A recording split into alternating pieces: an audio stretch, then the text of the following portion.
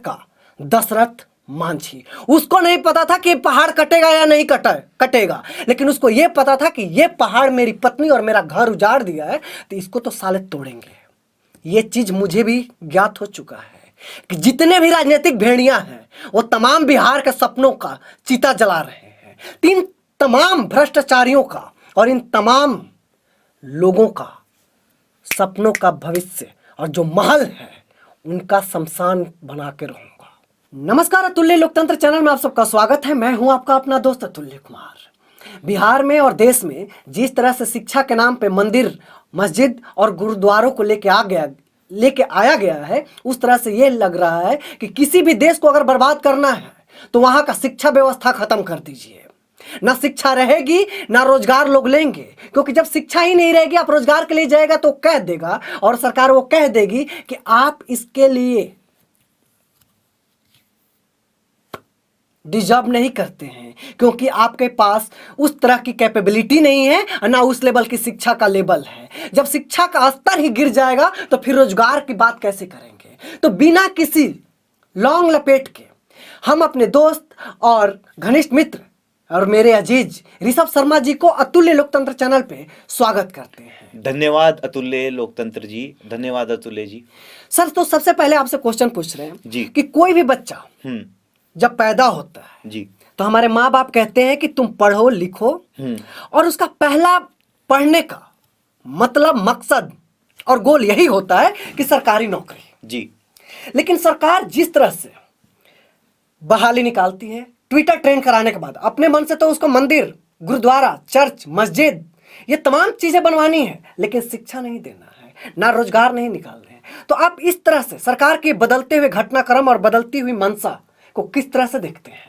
जी, मैं ये देखूं कि काफी लंबे समय से एक अरसा हो गया है कि जो कई युवा है आज के टाइम में बेरोजगार है। सरकार का जो पब्लिक सेक्टर के तरफ से जो रुझान हटके प्राइवेट सेक्टर की तरफ जा रहा है, इसका खामियाजा हमारे नौजवान को देखना पड़ रहा है। आप देखेंगे कि पहले की बहाली, अगर आप डाटा निकालेंगे, मैं आप जितने भी व्यूअर्स है सबको कह सकता हूं कि आप कंपैरिजन करेंगे यूपी और एनडीए की गवर्नमेंट में कि जितना 10 साल में सर कांग्रेस ने निकाली है गवर्नमेंट ने और जितने मोदी गवर्नमेंट ने निकाले, तो आपको अंतर साफ नजर आ जाएगा। और इसका इम्पैक्ट पड़ता है कि जो अभ्यर्थी होते हैं, जो पढ़ रहे होते हैं स्टूडेंट, वो उनके माँ बाप होते हैं। किसी के माँ बाप खेती करके पैसा दे रहे होते हैं, किसी के माँ बाप क्या मजदूरी करके अपने बच्चे को भेज रहे कि मेरा बेटा पढ़ लिख के एक अच्छी नौकरी पाके हमारी गरीबी मिटा सकेगा, उनका सपनों का साकार करेगा जी। ये सपना उनका साकार होने से पहले वो आंखें बंद हो जा रही है और अपने आप को वो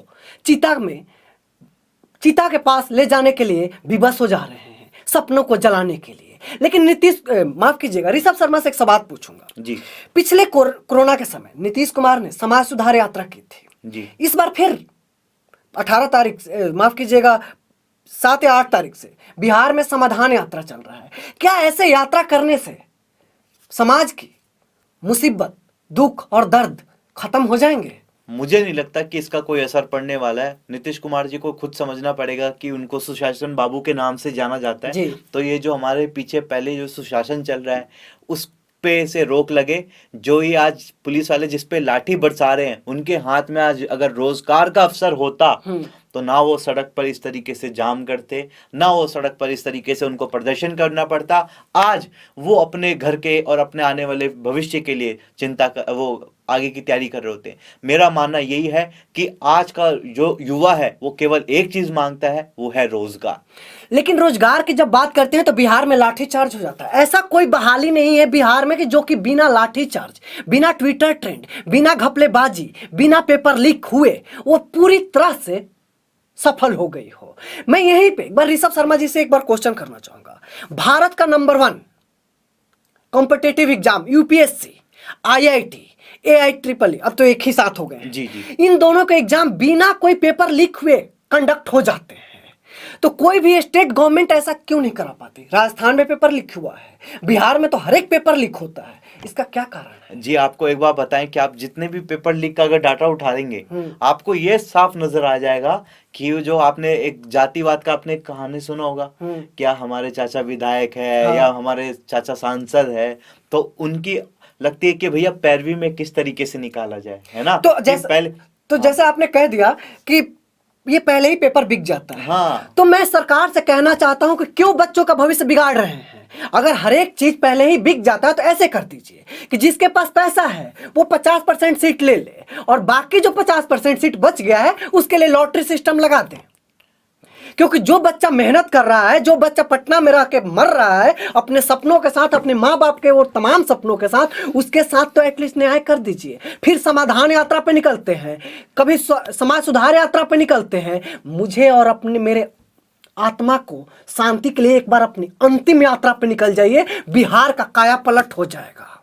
मैं बार बार कहता हूं कि बिहार वो राज्य है जो कि अपनी दिशा और दशा खुद निर्धारित करता है और हम जहां जाना होता है बाहर बीच में कोई भी मंजिल हो, कोई भी रुकावट हो, चाहे पहाड़ ही साला क्यों ना हो, उसकी काटने को हिम्मत और मादा और हौसला दोनों रखते हैं। इसका जिंदा और जागता उदाहरण है बिहार का दशरथ मांझी। उसको नहीं पता था कि पहाड़ कटेगा या नहीं कटेगा, लेकिन उसको यह पता था कि यह पहाड़ मेरी पत्नी और मेरा घर उजाड़ दिया है तो इसको तो साले तोड़ेंगे। ये चीज मुझे भी ज्ञात हो चुका है कि जितने भी राजनीतिक भेड़िया हैं वो तमाम बिहार के सपनों का चिता जला रहे हैं। इन तमाम भ्रष्टाचारियों का और इन तमाम लोगों का सपनों का भविष्य और जो महल है उनका शमशान बना के रहूंगा। और मैं अपने शब्दों और अपने संस्कारों के मर्यादा लाभ गया हूं, क्योंकि बिहार में शिक्षा का जो बदतर हालात है वो कहने लायक नहीं है। मेरा भाई 3 साल में बीसीए करना चाहिए, 3 साल की ग्रेजुएशन डिग्री 5 साल हो गई है, अभी तक उसके पास नहीं है। सरकार क्या उसको मुआवजा देगी बे? कौन सी सरकार देगी? पढ़ाई के नाम पे तमाम आपके घोटाले घपले हो रहे हैं, तमाम ब्यूरोक्रेट्स करप्ट और भ्रष्टाचारी हैं, वो क्या न्याय दिलाएंगे? फिर अगर मेरा भाई जब इतनी मुसीबत के साथ किसी पद पे जाएगा तो इसकी कौन गारंटी लेगा कि वो चोरी नहीं करेगा? साला वो पैदा और जिस परिवेश में बड़ा है उस परिवेश में ही चोरी करना सिखाया गया है, दूसरे का हक मारना और लपेटना सिखाया गया है। मैं ऋषभ जी आपको एक कोट करना चाहूंगा, बिहार के खान साहब वाली जो बात, बिल्कुल एक बार बताइए जनता को कि क्या कर रहे हैं खान सर। जी। खान सर की मैं बात करूं तो काफी तारीफ करता हूं मैं उनकी, हमेशा एक आदर सम्मान रहता है उनके नाम से। जैसे कि उन्होंने यूपीएससी का बताया जी। अभी कपिल शर्मा शो उनका काफी ज्यादा वायरल हुआ है, जिसमें एक उन्होंने बताया था कि किस तरीके से बच्चे आ रहे हैं कि मजदूरी करके। जो एक लड़की आई कि आप सुबह से लेके सर शाम का शिफ्ट हाँ, जो एक आप बताइए आप उसको। मेरे ख्याल से मैं एक लड़की थी, खान सर एक कपिल शर्मा शो में कह रहे हैं कि एक लड़की है, वो लड़की आई कह रही कि सर ये जो शाम वाला बैच है ना उसको सुबह कर दीजिए। तो खान सर कह रहे हैं कि आपके कोई भी बैच, खान सर या किसी का भी इंस्टीट्यूट का, एक इंसान के कारण पूरी बैच को शिफ्ट करना मुश्किल ही नहीं नामुमकिन है। लेकिन खान साहब ने उस लड़की से पूछा कि ऐसा क्यों कह रही हो, तो कह रही है कि सर शाम को किसी के यहाँ बर्तन मांजने जाते हैं। इसे कहते हैं हौसला और इसे कहते हैं इरादे, और ये हौसला और इरादा ऐसे तमाम भ्रष्टाचारियों का और तमाम ऐसे भ्रष्टाचारी रूपी पहाड़ों का दशरथ मांझी बन के वो लड़की और मेरी बहन तोड़ देगी। और उसके साथ ही खान साहब यही नहीं रुकते, उन्होंने कहा कि एक लड़का आता है मुझे फीस देने के लिए, और वो क्या करता है दिन भर वही बालू माफियाओं के सामने और उन्हीं बालू माफियाओं के आगे गुलामी करता है। वो गुलामी इस तरह से करता है कि अपनी नाव से बीच सोन नदी या कहीं से भी बालू छानता है, सर पे टोकरी से बालू छान छान के नाव के सहारे उस बालू को बेचता है, और फिर उसी बालू के पैसे से खान साहब को अपनी ट्यूशन फीस देने जाता है। खान साहब कहते हैं कि मेरा हाथ कांपने लगता है उस पैसे को लेने से। ये होता है शिक्षा और ये होती है गुरु, और ऐसे होते हैं गुरु। खान साहब क्या ऐसे तमाम गुरु लोग हैं, वो कहते हैं कि भारत के वो हर एक स्टूडेंट के पास और भारत के वो तमाम नागरिकों के पास शिक्षा रूपी बाण उनकी तर्कस और इनकी जिंदगी में होना चाहिए, जो कि तमाम दुराचारियों को और तमाम उन पर शोषण करने वालों को भेद सके। अन्यथा ये जो राजनीतिक दल हैं, राजनीतिक पार्टियां हैं, वो तमाम ऐसे ही दुर्हत्थी हमारे सपनों पे चलाएंगी, और ये पुलिस भी मजबूर है साहब, क्या करे, क्योंकि उन्हीं के कारण इनका भी पेट चलता है, इनके बच्चों का सपना साकार होता है। भारत में आजकल यात्रा चल रहा है साहब, भारत जोड़ो यात्रा, समाधान यात्रा, मोदी जी भी कुछ दिनों के बाद एक कोई यात्रा निकाल ही देंगे, क्योंकि वो तो भाई साहब जिस मुकाम पे चल रहे हैं उनके लिए मेरे पास शब्द ही नहीं है, निशब्द हूं। मैं तो कहना चाहता हूं कि जिस नियत से वो काम कर रहे हैं एक बार मुझे समझा दे। मैं उनका विरोधी नहीं हूं, लेकिन जो इस तरह से युवाओं के साथ हाल हो रहा है, दुर्दशा हो रही है, लानत है ऐसी सरकार और पे। अतुल्य जी, मैं आपको ये भी कहना चाहूंगा कि जो बिहार की एक बुद्धा की धरती से के नाम से पहचाना जाता है ना। जी, अब जहां से बुद्धा की बुद्ध धरती, जैसे विद्वान पैदा होते हैं, विश्व प्रसिद्ध यूनिवर्सिटी नालंदा होती है, चाणक्य होते हैं, अशोक मौर्य अशोक होते हैं, बिल्कुल, और आज उसी धरती पे ऐसे भ्रष्टाचारी पैदा हो रहे हैं। ये भी बिहार देश को क्या नहीं दिया, पहला गणतंत्र दिया, पहला लोकतंत्र दिया, लेकिन फिर भी अपने लोगों से ही शर्मसार ये भी देखिए कि गांधी जी भी, देश के गांधी जी ने भी यहीं से चंपारण चंपारण से शुरुआत की। तो बड़ा योगदान दे देश का प्रथम राष्ट्रपति हमारे देश राज्य से राजेंद्र हुए। प्रसाद।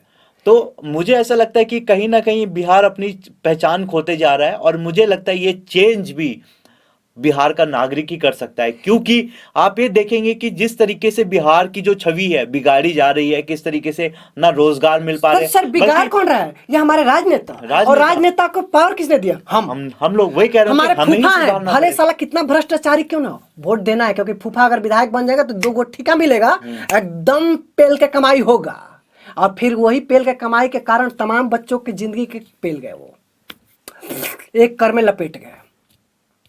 जब तक ये नियत नहीं छूटेगी तब तक ये हमारा शोषण होता रहेगा। बाकी आप लोगों पे है, अगर बदलना है तो आज ही तैयार हो जाइए, अन्यथा समय के साथ साथ अपने सपनों का भी चिता जलाते रहिए। बार बार मैं कहता हूं, इस रूम में बैठ के मुझे गले की नस फाड़ने से कुछ नहीं होगा जब तक आप खुद नहीं खड़ा होंगे। बस मेरी कोशिश है और आशा है और विश्वास भी है कि एक दिन आप लोग मेरी बातों को जरूर गंभीरता से लेंगे। स्टार्ट मैंने अकेले किया है, लेकिन कारवां बनेगा साहब, मुझे इसका विश्वास है, क्योंकि बिहारी जब ठान लेता है तो साहब जब तक तोड़ता नहीं है तब तक छोड़ता नहीं। और मैं इसके साथ में एक आखिरी शब्द जो कहना चाहूंगा, मैं यही कहना चाहूंगा, जैसे कि अतुल्य जी ने कहा कि जिन लोगों को ये लग रहा होगा कि ये बच्चे हड़कंप मचा रहे हैं, कुछ मचा रहे हैं, ये आज इनके साथ हुआ है, कल के आपके बच्चों के साथ भी होगा ही होगा। क्योंकि आप ये मत सोचिए, क्योंकि जब तक सरकार ये नहीं तय कर पाएगी कि आपके, ये गारंटी नहीं दे पाएगी कि आपके बच्चों का भविष्य सुरक्षित है या नहीं, तो आप इसे मजाक ना लीजिए। मैं ये कहता हूं कि आप देश को जागरूक होने का समय आ गया है, और जनता को भी जागरूक होना पड़ेगा, तभी इसका समाधान मिलने वाला है। नहीं तो आज इन पे लाठी बरसी है, कल आप पर भी बरसेगी। क्यों? क्योंकि इनके एक जिम्मेदारी है, इनको नौकरी करनी है। इन्हें बोलेंगे कि आप अपने घर पे भी जाके लाठी बरसाइए तो ये वहां भी बरसाएंगे, क्योंकि इनको पैसा मिल रहा है। और जिनको हमारे हक है, सोचो खान साहब जैसा इंसान जिसके पास ना कोई पावर है ना कुछ है, लेकिन उसने अपनी बुद्धि से, अपने पास जो उनके पास शस्त्र है, शिक्षा, उससे तमाम जंजीरों को तोड़ना चाहते हैं। उनको सपोर्ट करना होगा। मीडिया कर्मी भी नहीं दिखाना चाहता है, क्यों दिखाएगा? क्योंकि सरकार से वो पैसा लेता है, फंडिंग लेता है। क्यों दिखाएगा? क्योंकि पहले ही बता दिया जाता है कि आपको चलाना क्या है, दिखाना क्या है। और बिहार के जितने भी न्यूज पोर्टल हैं उनको घाघरा, चोली, ढोढ़ी, पावर स्टार, गोबर स्टार, घटिया स्टार, ट्रेंडिंग स्टार, इन्हीं को दिखाना है।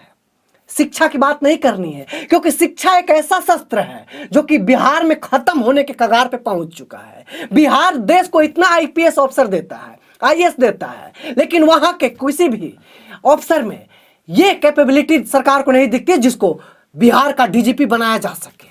लानत है ऐसी सरकार पे और ऐसी व्यवस्था पे।